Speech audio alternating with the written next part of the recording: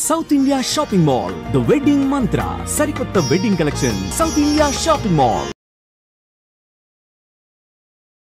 ప్రస్తుతం మనతో పాటు లైవ్ కాల్లో అందుబాటులో ఉన్నారు జై భారత్ పార్టీ వ్యవస్థాపక అధ్యక్షులు అలాగే మాజీ సిబిఐ జేడి లక్ష్మీనారాయణ గారు. ఒకసారి ఆయనతో మాట్లాడదాం. అసలు యుద్ధం ఆగిందా, జరుగుతోందా? ఇండియాకి పాకిస్తాన్కి మధ్యన ఏం జరుగుతోంది? ఎవరెవరో ఎంటర్ అయ్యి ఏదేదో మాట్లాడుతున్నారు. అసలు ఏం జరుగుతుందనే దాని మీద ఎవ్వరికీ కూడా క్లారిటీ లేదు. ఒక్కసారి మనం లక్ష్మీనారాయణ గారితో మాట్లాడితే అందరికీ కూడా క్లారిటీ వచ్చేస్తుంది. సార్ నమస్తే అండి. నమస్తే నిరుపమ గారు. సార్ అసలు ఏం జరుగుతోంది? యుద్ధం ఆగిపోయింది, సీజ్ ఫైర్ అని చెప్పేసి ఇద్దరి మధ్యన ఒప్పందం అయిందని చెప్తున్నారు. మరోవైపు ట్రంప్ గారు అంతకు ముందే మన దగ్గర నుంచి అనౌన్స్మెంట్ రాక మునుపే ఆయన ఎక్స్లో ట్వీట్ చేశారు, యుద్ధం ఆగిపోతుంది, యుద్ధం నేనే ఆపాను అన్నట్టు. ఇంకో పక్కన పాల్ గారు మాట్లాడుతూ నేనే యుద్ధం ఆపేశాను అని చెప్పేసి. అసలు యుద్ధం ఆగిందా, ఆగలేదా? గతంలో ఇందిరాగాంధీ గారి వల్లనే పీఓకేని మనం ఇప్పటికీ స్వాధీనం చేసుకోలేకపోయామో. ఆవిడ తీసుకున్నటువంటి స్టెప్స్ వల్లే ఇప్పుడు ఎవరైతే మన ప్రధాని ఉన్నారో నరేంద్ర మోడీ గారు చాలా ఫాస్ట్గా డెసిషన్స్ తీసుకుంటున్నారు. ఈసారి ఖచ్చితంగా పీఓకేని మనం సొంతం చేసుకుంటాము, మనం గెలిచి తీరుతాం, యుద్ధంలో వెనక్కి తగ్గం, అసలు ఆపరేషన్ సింధూర్ కంటిన్యూ అవుతుంది అనుకున్నారు. మళ్ళీ సడన్గా యుద్ధం ఆగిపోయింది అనగానే ట్రోల్స్ మొదలైపోయినాయి. అప్పట్లో ఇందిరాగాంధీ గారే బాగా చేశారు, మోడీ గారు భయపడిపోయారు, మోడీ గారికి ఏం అసలు చేత కావట్లేదు, ఇలా మధ్యలో అర్ధాంతరంగా యుద్ధం ఆపేశారు, ఎంతోమంది సింధూరాన్ని బలి చేశారు, ఇలా రకరకాలైనటువంటి ట్రోల్స్ మొదలైనవి. అసలు యుద్ధం ఆగిందా, ఆగలేదా? ఎందుకంటే మన సైనికుల నుంచి కానీ లేకపోతే మన విదేశాంగ శాఖ మంత్రి నుంచి కానీ ఏది క్లారిటీగా రావట్లా. ఇంకోవైపు ఏమో వాళ్ళు వచ్చేసరికి పాకిస్తాన్ వాళ్ళు మాకు భయపడిపోయి భారత్ యుద్ధాన్ని ఆగిపేసింది, వాళ్ళే ఆపుకున్నారు అని చెప్పి వాళ్ళు చెప్తున్నారు. అసలు ఏం జరుగుతుంది, ఏంటి? సామాన్యులకి ఏమి అర్థమయ్యేటువంటి పరిస్థితి లేదు సార్. జరుగుతుందా యుద్ధం, జరగదా? జరిగితే ఒకవేళ ఎక్కడ జరుగుతుంది? ఈ సరిహద్దుల్లో అలాగే కంటిన్యూ అవుతుందా? ఎందుకు ఆపేశామంటున్నారు? అసలు పాక్ ఇండియా విషయంలో అమెరికా అధ్యక్షుడు ఎందుకు దూరాడు?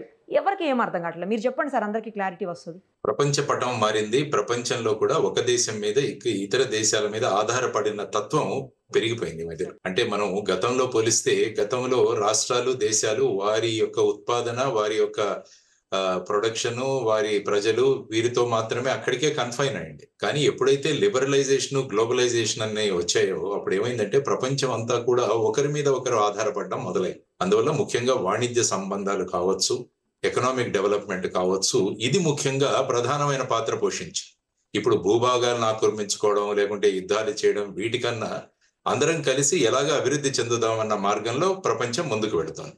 అందువల్ల ఎప్పుడైనా కూడా ఈ యుద్ధాలు అన్న వాటిని నివారించే ప్రయత్నాలు జరుగుతుంటాయి.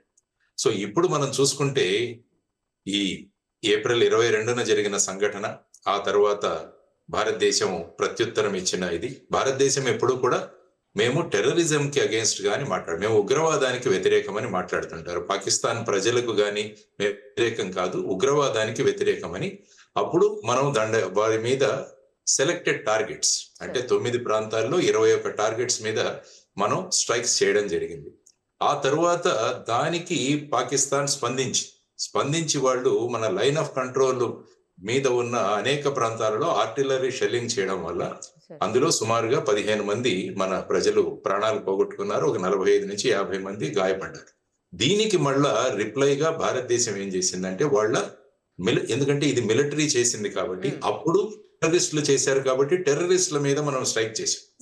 ఇప్పుడు మిలిటరీ మన మీద చేసింది కాబట్టి మిలిటరీ యొక్క ఏవైతే ఎస్టాబ్లిష్మెంట్స్ ఉన్నాయో వాటి మీద స్ట్రైక్స్ చేయడం జరిగింది. సో ఆ విధంగా ఇక పాకిస్తాన్ మొదలుపెట్టింది. అంటే ఉత్తర ప్రత్యుత్తరాలు జరిగాయి.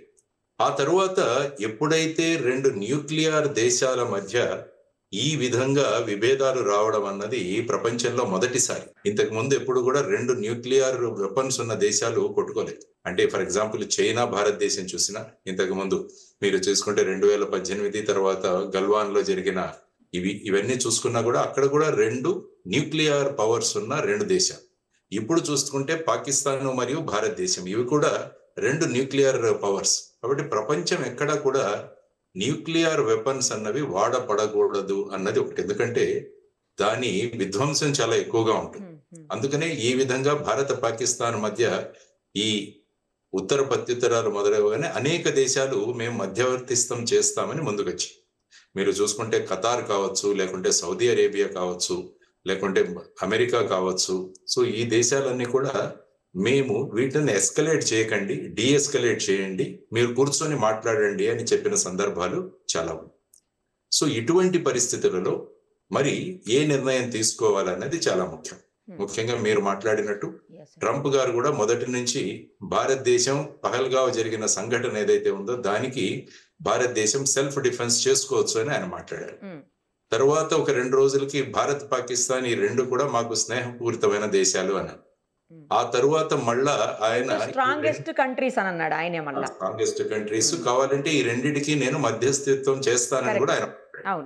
అదే విధంగా వైస్ ప్రెసిడెంట్ జే వాన్స్ గారు కూడా మాట్లాడడం జరిగింది. సో ఈ విధమైన పరిస్థితులలో ఇప్పుడు ఏం చేయాలి అని ఆయన మొన్న ట్వీట్ చేయడం జరిగింది. ట్వీట్ చేసిన తర్వాత మేము మాట్లాడాము, ఎందుకంటే వాళ్ళ సెక్రటరీ ఆఫ్ స్టేట్ రూబియో గారు కూడా మన ఎక్స్టర్నల్ అఫైర్స్ మినిస్టర్ వారితో కాంటాక్ట్ లో ఉన్నారు.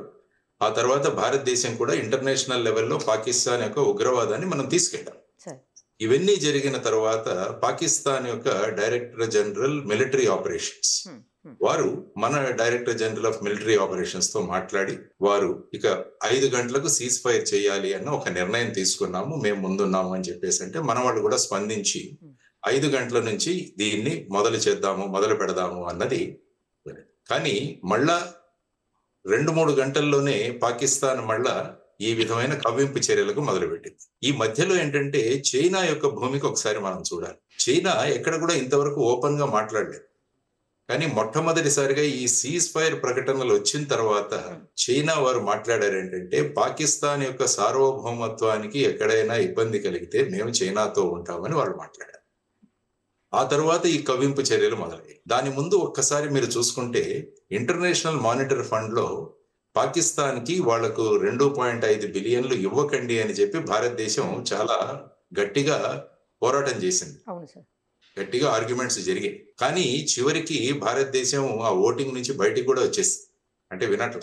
సో ఫైనల్ గా 2.5 బిలియన్ US$ పాకిస్తాన్ కి ఇవ్వడం జరిగింది.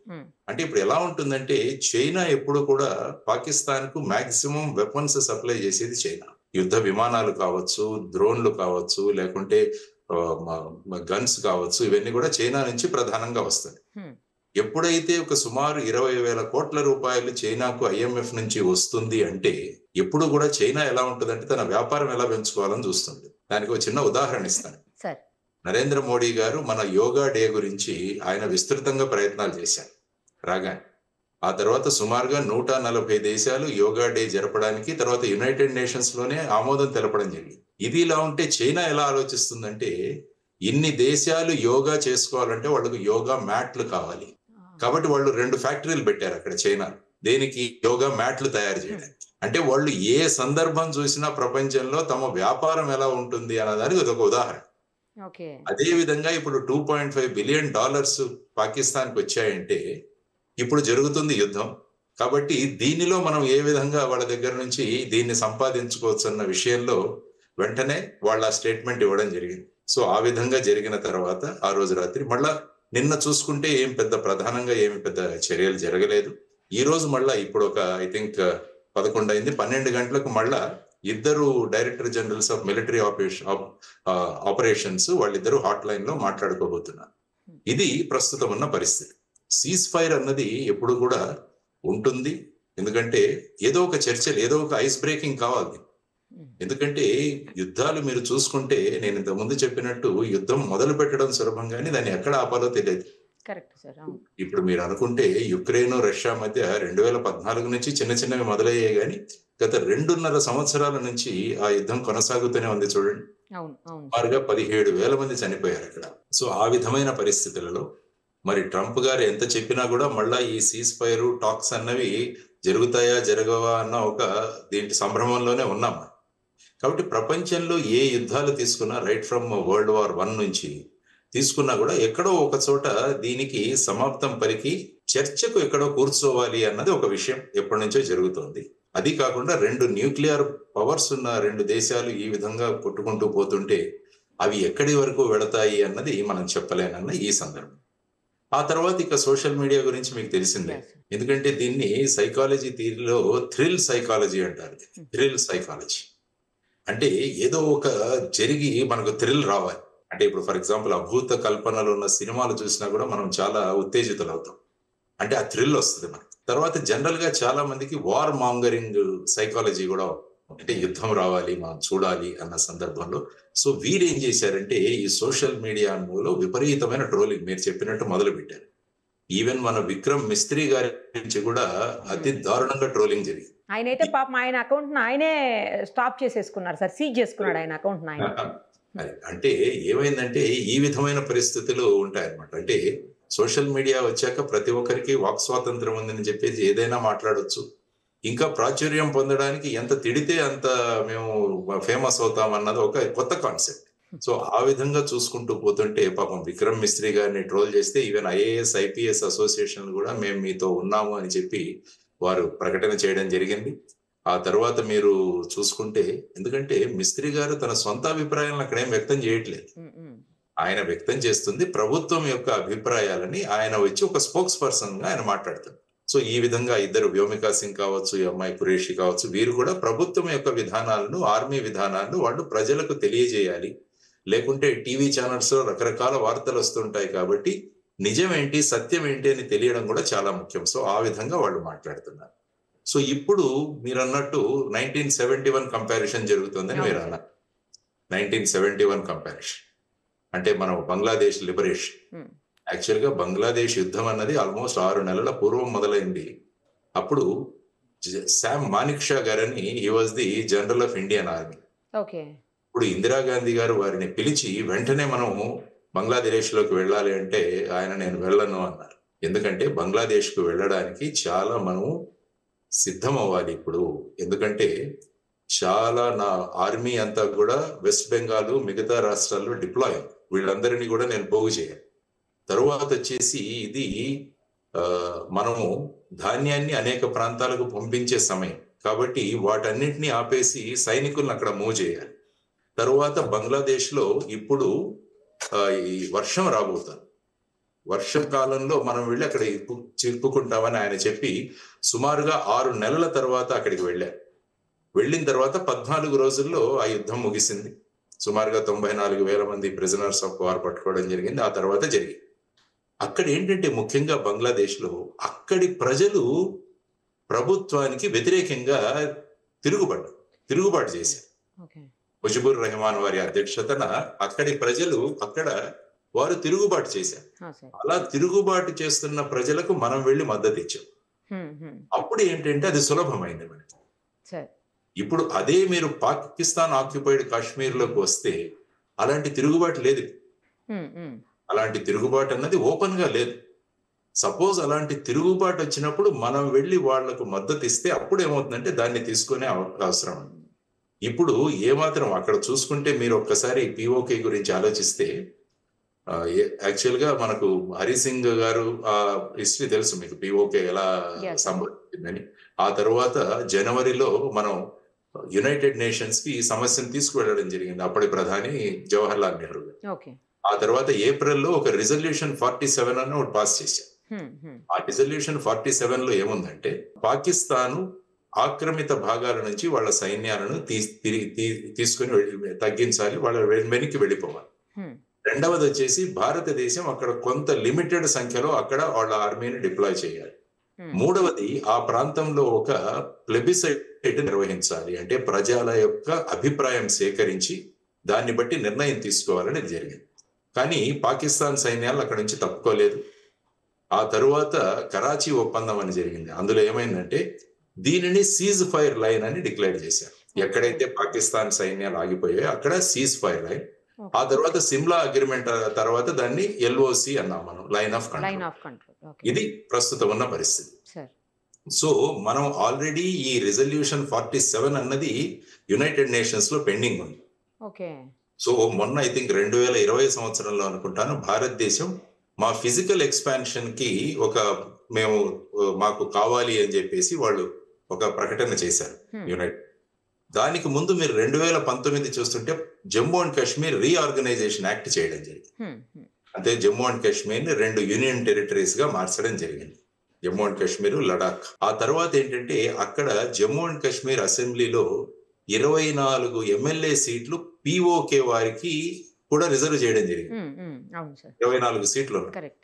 సో ఈ విధమైన పరిస్థితులలో భారతదేశం ఈవెన్ 1994 అనుకుంటాను అప్పుడే డిక్లేర్ చేసింది జమ్మూ అండ్ కాశ్మీర్ అన్నది భారతదేశంలో ఒక అవిభాజ్య భాగం అన్నది స్పష్టం చేశారు. ఇప్పుడు ఈ పిఓకే అన్నది పిఓకే మీరు చూసుకుంటే అందులో 10 రాష్ట్రాలు ఉన్నాయి. ఆ తర్వాత మొన్ననే రీసెంట్ గా గిల్గిట్ బల్టిస్తాన్ అని అదొక ప్రాంతాన్ని వాళ్ళు స్వతంత్రంగా డిక్లేర్ చేసుకున్నారు. అక్కడ కూడా ఒక గవర్నమెంట్ లాగా. ఈ పరిస్థితులలో పిఓకే ప్రస్తుతం ఉంది. సో ఇప్పుడు అందరూ కోరుకునేది ఏంటంటే పిఓకే అన్నదాన్ని మనం ఆక్రమించుకోవాలి అదొకటి. నిన్న ప్రధానమంత్రి మోడీ గారు మాట్లాడుతూ ఏమన్నారంటే భారతదేశానికి ఎవరైతే ఉగ్రవాదులు కావాలో వారిని అప్పజెప్పాలి, తర్వాత పాక్ ఆక్యుపైడ్ కాశ్మీర్ ని వాళ్ళు మాకు తిరిగి ఇవ్వాలి. ఆయన అన్నది తిరిగి ఇవ్వాలి, టెర్రరిస్టులను మాకు అప్పజెప్పాలి.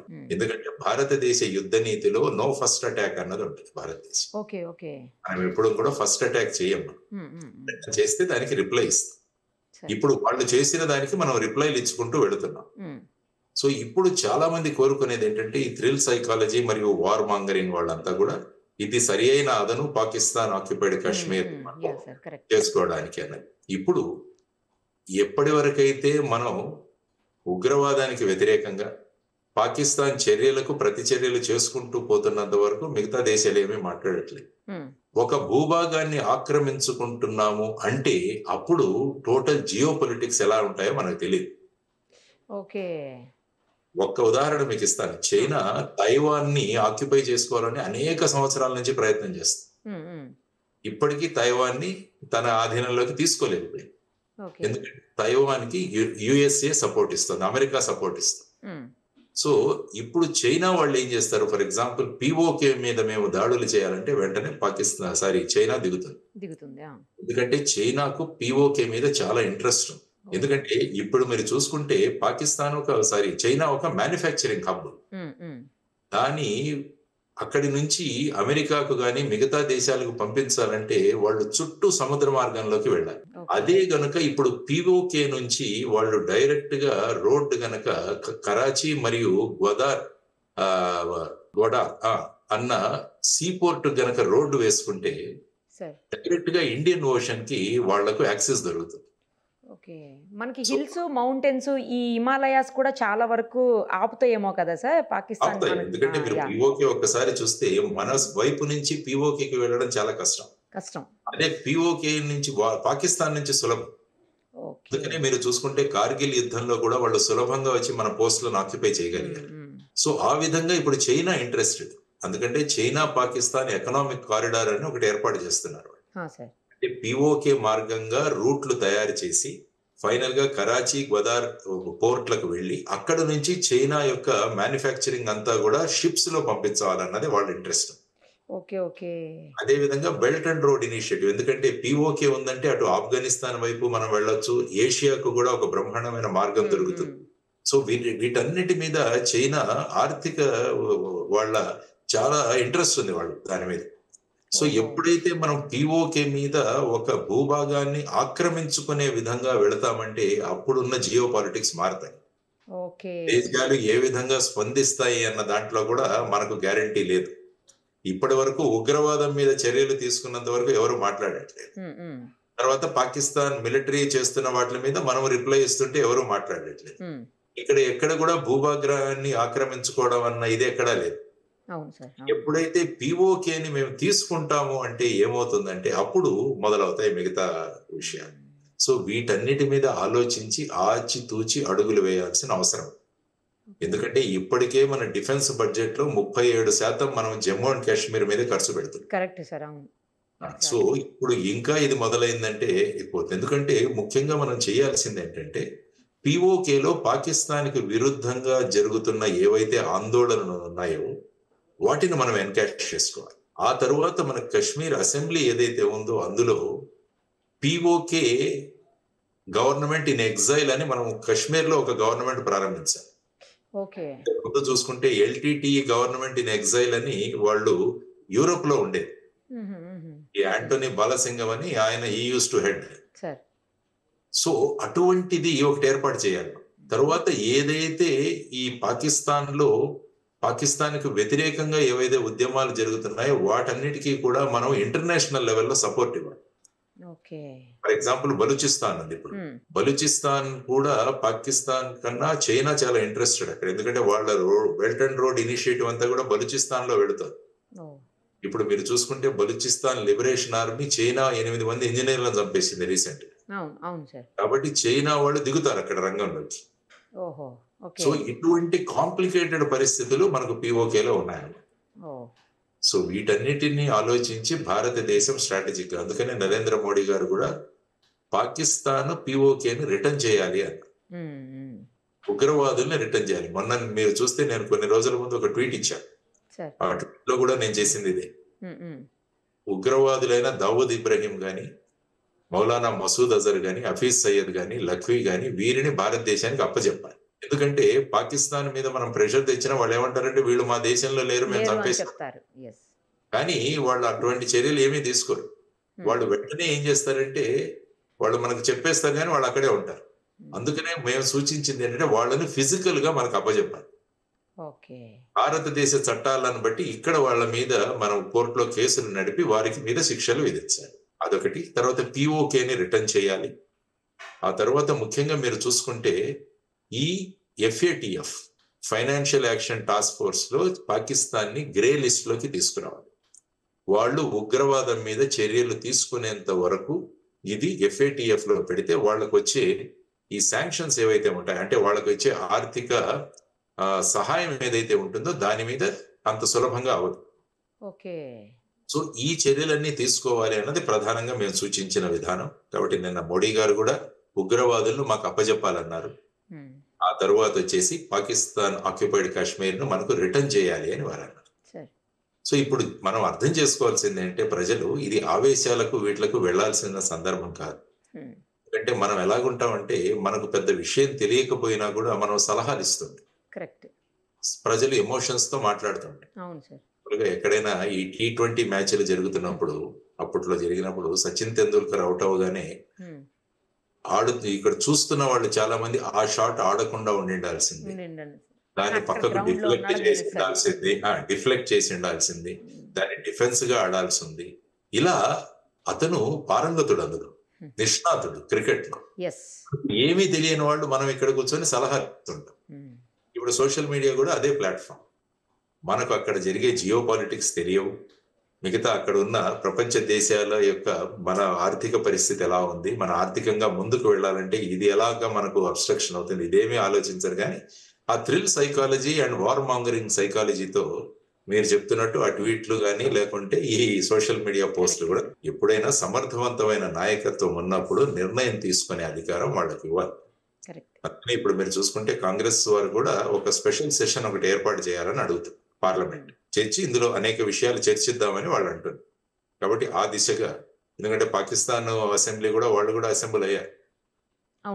విధంగా ఇక్కడ కూడా జరిగి ఏ విధంగా మీరు యుద్ధం ప్రారంభించినప్పుడు ఏ విధంగా ఆల్ పార్టీ మీటింగ్ పిలిచారో, సీజ్ ఫైర్ గానీ చర్చలు ఈ సందర్భంగా కూడా అందరినీ కాన్ఫిడెన్స్ లోకి తీసుకుని మీరు ముందుకు వెళ్ళాలి అన్నది కూడా వాళ్ళ దగ్గర నుంచి డిమాండ్ వస్తుంది. సబబైన demand, there is no doubt. అందరం కలిసి ఉన్నాం ఇంతవరకు, దీన్ని ముందుకు ఎలా తీసుకువెళ్లాలన్న దాంట్లో కూడా అందరం కలిసి కనుక నిర్ణయం తీసుకుంటే బాగుంటుంది అన్నది ఒక చర్చ జరుగుతుంది. కాబట్టి మీ ద్వారా ఈ సోషల్ మీడియాలో స్పందిస్తున్న వాళ్ళు అనవసరంగా వీళ్లను అటు మిస్త్రీ గారు కానీ, ఇటు ఖురేషీ గారు కానీ, లేకుంటే వ్యోమికా సింగ్ గారు కానీ వీళ్లను ట్రోల్ చేయడం, ఇలాంటివన్నీ కూడా, తర్వాత ప్రధాని గారిని ట్రోల్ చేయడము, ఇవన్నీ కూడా అసలు. కాబట్టి ఇప్పుడు ఏం చేయాలంటే ప్రభుత్వం కూడా ఇలాంటి ట్రోలర్స్ ని ఒక 10 మంది మీద యాక్షన్ తీసుకోవాలి. వెంటనే ఎవరో పట్టుకొని వాళ్ళని కనుక చర్యలు తీసుకుంటే తర్వాత వీటిని ఆధార్ కూడా లింక్ చేసి పెట్టాలి.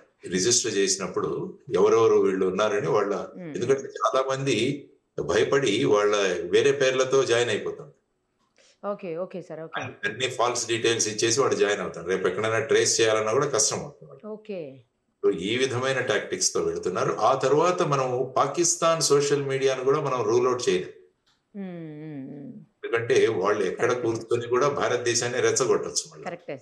ఎందుకంటే భారతదేశం ఆర్థికంగా ముందుకు వెళ్ళకూడదు అన్నది పాకిస్తాన్ యొక్క కుట్ర. దానికోసం ఇలా సోషల్ మీడియాలో ఈ విధంగా ప్రధానిని గాని మిగతా వాళ్ళని గాని నిరుత్సాహపరుస్తూ ఈ విధంగా చేస్తే ఏమవుతుందంటే మళ్ళా ఒక సైకలాజికల్ రోడ్ బ్లాక్ ఏర్పడే ప్రమాదం. సో వాటి మీద సో ఇది పాకిస్తాన్ యొక్క చర్య కూడా అని భావించవచ్చు. కరెక్ట్ సార్ మీరు అన్నది. ఎస్, ఎందుకంటే సోషల్ మీడియాలో ఎక్కడి నుంచైనా మనం ఇప్పుడు పెట్టొచ్చు కామెంట్స్ ఏమన్నా. Correct correct correct. భారతదేశంలో ఉన్న వాళ్ళే పెట్టాలని లేదు. సో ఇదంతా కూడా ఈ సైబర్ వారు, సైవారు అంటే సైకలాజికల్ వార్ఫేర్ జరుగుతుంటుంది మోస్ట్. ఇందులో ఒక భాగమే. కాబట్టి ప్రజలందరూ కూడా ప్రభుత్వం యొక్క స్టేట్మెంట్ ఏదైతే వస్తుందో దానికోసం చూస్తూ ప్రభుత్వం తీసుకునే నిర్ణయం అన్నది అనేక విషయాలను పరిగణలోకి తీసుకునే ఒక నిర్ణయం. కాబట్టి నిర్ణయానికి మనం ఉంటాం. ఎప్పుడు కూడా ఈవెన్ పార్లమెంట్ లో కూడా ఖచ్చితంగా మోడీ గారు, అమిత్ షా గారు ప్రకటించారు, పాక్ ఆక్యుపైడ్ కాశ్మీర్ అన్నది భారతదేశం భూభాగం అని వాళ్ళు స్పష్టంగా చెప్పారు. దాన్ని ఎలా తీసుకురావాలి అన్నది వాళ్ళకు వదిలేద్దాం, నిర్ణయం తీసుకుంటారు. అందుకని 24 సీట్లు పిఓకేవి జమ్మూ అండ్ కాశ్మీర్ అసెంబ్లీలో వాళ్ళు ఇచ్చారు. ఇవన్నీ తీసుకుంటే దాని వెనుక ఉద్దేశం ఏంటో మనకు తెలుస్తుంది. దాన్ని ఎలా తెచ్చుకోవాలి అన్నది మన స్ట్రాటజీ మీద ఆధారపడి. War is always a last option. ఎందుకంటే మీరు ప్రపంచ చరిత్రలో ఉన్న యుద్ధాలు తీసుకుంటే లక్షల మంది చనిపోయారు యాక్చువల్గా చూసుకుంటే, వరల్డ్ వార్ నుంచి చూసుకుంటే. కాబట్టి అటువంటివి రాకుండా తర్వాత వచ్చేసి మన ఎకనామిక్ ప్రోగ్రెస్, మన ఆర్థికంగా మన పురోగతి కూడా అది కూడా ఎక్కడా కూడా ఆగిపోకూడదు అన్నది కూడా ఒకటి. సో వీటన్నిటిని పరిగణలోకి తీసుకొని ప్రజలు సంయమం పాటించి ప్రభుత్వ నిర్ణయాలను మీరు పాజిటివ్ గా మీరు సలహాలు ఇవ్వండి. There is no doubt. Positive సలహాలు ఇవ్వండి. రెచ్చగొట్టే ధోరణిలో ఈ విధంగా సైకలాజికల్ గా ఈ విధంగా చేయడము లేకుంటే ట్రోల్ చేయడం అన్నది మానుకోవాలి అన్నది మనం అందరం కూడా గమనించాల్సిన విషయం. సార్ ఇప్పుడు మీరన్నట్లు పాక్ ఆక్యుపైడ్ కాశ్మీర్ ఏదైతే ఉందో అది మన భూభాగం, మన దేశానికి సంబంధించింది, మనది. అది మనది మనం తీసుకుంటుంటే ఈ ఇతర దేశాలకి, సంబంధం లేని దేశాలకి ఎందుకు సార్ అంత బాధ? అంటే అంత స్వార్థమా వాళ్లకు? నాకు అర్థం కావట్లేదు. అంటే ఏంటంటే మనము యునైటెడ్ నేషన్స్ కి వెళ్ళాం. 1948వ సంవత్సరంలో యునైటెడ్ నేషన్ కి తీసుకువెళ్ళాను. యునైటెడ్ నేషన్స్ వాళ్ళు ఏమన్నారంటే దానికి ఒక విధానం ప్రవేశపెట్టారు. అక్కడ ఒక ప్లెబిసైడ్ జరపాలి అన్నారు. సో ఇప్పుడు ఈ భూభాగాన్ని ఎలా తీసుకోవాలి అన్న దాని మీద ఆధారపడి మన భూభాగమే. There is not. వాళ్ళు కూడా అంటున్నారు అది మాది ఆజాద్ కాశ్మీర్ అంటారు వాళ్ళు, అది మా భూభాగం అంటారు. సో వాళ్ళు ఏమంటారంటే ఇది మా భూభాగం అంటారు, మనం అంటాం ఇది మా భూభాగం. కాబట్టి దీని మీద ఒక కాన్ఫ్లిక్ట్ ఉంది అక్కడ. ఆ భూభాగం గురించి ఒక కాన్ఫ్లిక్ట్ ఉంది. కాబట్టి ఈ కాన్ఫ్లిక్ట్ ని మనం ఎలా చేయాలి అన్న దాని గురించి ఒకటి ఆధారం. మరి పిఓకేలో ఉన్న వాళ్ళంతా కూడా భారతదేశానికి మద్దతు ఇస్తున్నారంటే అది కూడా ఒక క్వశ్చన్ మార్క్. అందుకని నేను బంగ్లాదేశ్ ఉదాహరణ ఎందుకు ఇచ్చానంటే అక్కడ పాకిస్తాన్ సైన్యానికి వ్యతిరేకంగా ఒక తిరుగుబాటు జరిగింది. ఆ తిరుగుబాటు జరిగినప్పుడు మనం వెళ్ళి వాళ్ళకి మద్దతు ప్రకటించి సైన్యాలను ఓడించి వారి భూభాగాన్ని వాళ్ళకి ఇచ్చాం. పాకిస్తాన్ నుంచి లిబరేట్ చేశాం. ఎందుకంటే అక్కడ లోకల్ గా ప్రజల మద్దతు ఉంది. ఇప్పుడు అటువంటి మద్దతును మనం సంపాదించగలగాలి. ఇంటర్నేషనల్ ప్రెషర్స్ అది చాలా ముఖ్యం. అప్పుడు ఈజీ అయిపోతుంది. ఎందుకంటే ఎప్పుడైతే యుద్ధంలో దిగుతామో ఆ తర్వాత పర్యవసనం ఎలా ఉంటుందో మనం ఇప్పుడే చెప్పలేము. ఇప్పుడు డైరెక్ట్ గా చైనా దిగుతుందా రంగంలోకి, మరి ఇంకా ఎవరెవరు దిగుతారు, ఇవన్నీ కూడా వస్తాయి పరిగణ. సో ఆ విధమైన పరిస్థితులలో దాన్ని వెనక్కి ఇచ్చేయాలి అని ప్రధానమంత్రి గారు ఏదైతే అన్నారో అది కరెక్ట్. ఆయన స్పష్టంగా చెప్పారు. జేడీ వ్యాన్స్ గారికి కూడా వారి ఇచ్చిన తర్వాత మన ఆర్మ్డ్ ఫోర్సెస్ కి స్పష్టంగా ఇచ్చారు. వహాసే గోలీ ఆయతో యహాసే హమ్ గోలీబార్ కరేంగే, గోలాబార్ కరేంగే. అంటే మీరు అక్కడి నుంచి తూటాలు పంపిస్తే మేము బాంబులు వేస్తామన్నారు. సో ఆ విధంగా స్పష్టంగా ఆయన సూచన ఇచ్చారు. ఎందుకంటే డిఫెన్స్ ఫోర్సెస్ యొక్క మొరైల్ కూడా మెయింటైన్ చేయడం చాలా అవసరం. ఎందుకంటే వాళ్ళు ఫీల్డ్ లో ఉంటారు, ఆ బార్డర్ లో ఉంటారు. సో వాళ్ళకు కూడా అక్కడ జరుగుతున్న చర్యలకు మనం కౌంటర్ చర్యలు చేయండి అని మనం స్పష్టంగా ఇవ్వాల్సిన అటువంటి డైరెక్షన్స్ స్పష్టంగా ఇవ్వడం జరిగింది. సో ఇప్పుడు మిగిలిన ప్రశ్న పాక్ ఆక్యుపైడ్ కాశ్మీర్ ని ఏం చేయాలి, తర్వాత ఇప్పుడు జరుగుతున్న వాటిని ఏ విధంగా ముందుకు తీసుకువెళ్ళాలి అన్న దాని గురించి ఇప్పుడు చర్చ జరుగుతుంది. చూద్దాం 12 గంటలకు ఏమవుతుందో. Directorate general of military operations మధ్య జరిగే సంభాషణలు, చర్చలు అంటే పాకిస్తాన్ వాళ్ళు వాళ్ళ వ్యూ పాయింట్స్, భారతదేశం మన వ్యూ పాయింట్స్ రెండు అక్కడ ఉంచుతాం. ఆ తర్వాత సీజ్ ఫైర్ ఎక్స్టెండ్ అవుతుందా, సీజ్ ఫైర్ వైలేషన్ అయితే మళ్ళా మనం దానికి ప్రత్యుత్తరం ఇస్తాం. There is no doubt. కాబట్టి ఎప్పుడు కూడా ఇప్పుడు the ball is in Pakistan court. వాళ్ళు ధ్వంసం కావాలనుకుంటున్నారా, భారతదేశం సిద్ధంగా ఉంటుంది, అది వాళ్ళ చేతుల్లో. సో వాళ్ళు ఏం నిర్ణయం తీసుకుంటారన్న దాని మీద ఆధారపడి ఉంటుంది. ఆ తర్వాత చర్చలు ఏవైతే జరుగుతాయో ఆ చర్చల సందర్భంగా భారతదేశం ఏ పాయింట్లు ముందు ఉంచబోతుంటుంది అన్నది కూడా చూడాలి. సో దాని మీద ఈ పర్మనెంట్ పీస్ ఏదైతే ఉందో ఈ ప్రాంతంలో అది ఆధారపడి ఉంటుంది. దానికి సమయం పడుతుంది. అంత త్వరగా ఏదో మనం ఇంటి పక్క ఉన్న వాళ్ళ గొడవలే చాలా రోజులు పడతాయి, సంవత్సరాలు పడతాయి సార్, సంవత్సరాలు పడతాయి. కోర్టులకు వెళ్తారు, అవవుతాయి. అవును. ఇది దేశానికి సంబంధించిన పెద్ద ప్రశ్న. కాబట్టి ఈ ప్రశ్న 2 రోజుల్లో T20 క్రికెట్ మ్యాచ్ లాగా, లేదంటే IPL లాగా ఒక నెలలో అయిపోవాలి, 20 ఓవర్లో అయిపోవాలి అనుకుంటే కుదరదు. అంతా కూడా చర్చలు జరగాలి. అంతర్జాతీయంలో ఉన్న దేశాలన్నిటి కూడా వాటిలో మద్దతును కూడా కట్టుకోవాలి. ఆ తర్వాత లోకల్ ప్రజల యొక్క మద్దతును కూడా మనం కూడా కట్టుకోవాలి. ఎందుకంటే అక్కడ ఉగ్రవాద కార్యక్రమాలు చాలా జరుగుతున్నాయి. అక్కడ వాళ్ళు బేసిక్ గా POK ఉన్న ప్రజలను చాలా మందిని యాంటీ ఇండియన్ గా తయారు చేసి పెట్టున్నారు వాళ్ళు ఆల్రెడీ, వాళ్ళ యొక్క ఉనికి కోసం. వాళ్ళను మళ్ళా బ్రెయిన్ వాష్ చేసి మనం వాళ్ళను మళ్ళా మన సైడ్కి తెచ్చుకోవాలి. దానికి ప్రభుత్వం చేయాల్సింది ఏంటంటే కశ్మీర్ను బ్రహ్మాండంగా డెవలప్ చేయాలి. ఎప్పుడైతే కశ్మీర్ ప్రాంతం బ్రహ్మాండంగా అభివృద్ధి చెందుతుందో, అదే ప్రక్రియలో ఉన్నాం మనం. అప్పుడు ఏమవుతుందంటే ఇక్కడ ఈర్ష్య మొదలవుతుంది POKలో ఉన్న వాళ్ళకి. వాళ్ళు ఇంత చక్కగా ఉన్నారు, మనం భారతదేశంలో వెళ్ళిపోతే బాగుంటుంది కదా అన్న ఒక్క బీజాన్ని మనం నాటాలి. అప్పుడు ఏమవుతుందంటే మనకు ఏ విధంగా బంగ్లాదేశ్ లో విప్లవం జరిగిందో ఆ విధంగా అక్కడ కూడా వాడు ఉద్యమిస్తున్నప్పుడు అప్పుడు మనం వాళ్ళకి సపోర్ట్ చేస్తే దాన్ని ఈజీగా మన భూభాగంలో కలుపుకోవడానికి ఆస్కారం. కాబట్టి ఈ విధమైన గేమ్ ప్లాన్ అన్నది భారతదేశం అమలు చేయాలన్నది మనం అనుకుంటున్న విషయం. సార్, ఇప్పుడు 1971లో వార్ జరిగినప్పుడు 1,00,000 మంది పైగా చనిపోయారని అంటున్నారు. నిజమేనా సార్? అది సోషల్ మీడియాలో వైరల్ అవుతుంది, కరెక్టేనా? 1,00,000 కాదు, సుమారుగా 15 లక్షల దాకా. ఎందుకంటే 6 నెలలు జరిగింది. 1,00,000 మంది సైనికులే చనిపోయారని అంటున్నారు సార్, నిజమా? యాక్చువల్ గా మనం పట్టుకుంది సుమారుగా 94,000 మంది సైనికులను మనం తీసుకున్నాం. అక్కడ ఏంటంటే పాకిస్తాన్ జులుం చెలాయించింది. పాకిస్తాన్ జులుం చెలాయించింది, అక్కడ ప్రజలను చంపేసింది. సుమారుగా 1.5 మిలియన్ చనిపోయారని నేను అక్కడ చదివాను. చాలా మంది ఇటువైపు వచ్చేసారు. బంగ్లాదేశ్ ఈస్ట్ పాకిస్తాన్ వదిలేసి ఇటు సైడ్ భారతదేశానికి వచ్చిన వాళ్ళు, నార్త్ ఈస్ట్ కి వెళ్ళిపోయిన వాళ్ళు చాలా మంది ఉన్నారు. ఈ విధంగా చూసుకుంటే భారతదేశం అక్కడ ఉన్నది 14 రోజులు. 14 రోజులు భారతదేశం తర్వాత పాకిస్తాన్ సైన్యాలకు యుద్ధం జరిగింది. సో అందులో కూడా నష్టాలు జరిగాయి, దేర్ ఇస్ నో డౌట్. భారతదేశ సైన్యం ముందు నిలవలేక వారు సరెండర్ అయిపోయారు.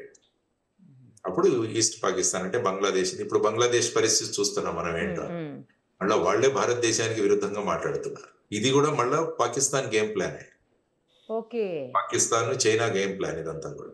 ఎందుకంటే భారతదేశ చుట్టూ ఉన్న పరిసరాలను ఈ విధమైన గేమ్ ప్లాన్ తో భారతదేశానికి వ్యతిరేకంగా తయారు చేయాలన్నది వాళ్ళ గేమ్ ప్లాన్. ఈవెన్ శ్రీలంక చూసినా కూడా ఆ విధంగా తయారు చేసే ప్రయత్నాల్లో ఉన్నారు వీళ్ళంతా. సో ఇది కూడా మనం జాగ్రత్తగా హ్యాండిల్ చేయాలి. బికాస్ ఫస్ట్ మనం ఇంటి చుట్టుపక్కల ఉన్న వాళ్ళని మన ఫేవర్ గా తెచ్చుకోవాలి. ఆ తర్వాత ఇంటి గెలిచి రచ్చగెలవంటారు. కాబట్టి ఇంట గెలిచి రచ్చగెలవంటారు. కాబట్టి ముందు మన దగ్గర ఉన్న వాళ్ళందరినీ కూడా మన దీంట్లో తీసుకోవాల్సిన అవసరం ఉంది. ఆ విధంగా మన ప్రధానమంత్రి గారు కానీ, విదేశాంగ వ్యవహారాల మంత్రి కానీ వాళ్ళు ముందుకు తీసుకెళ్తున్నారు దేశాన్ని. సో ఆలోచించి వాళ్ళకు మద్దతుగా ఉందాం.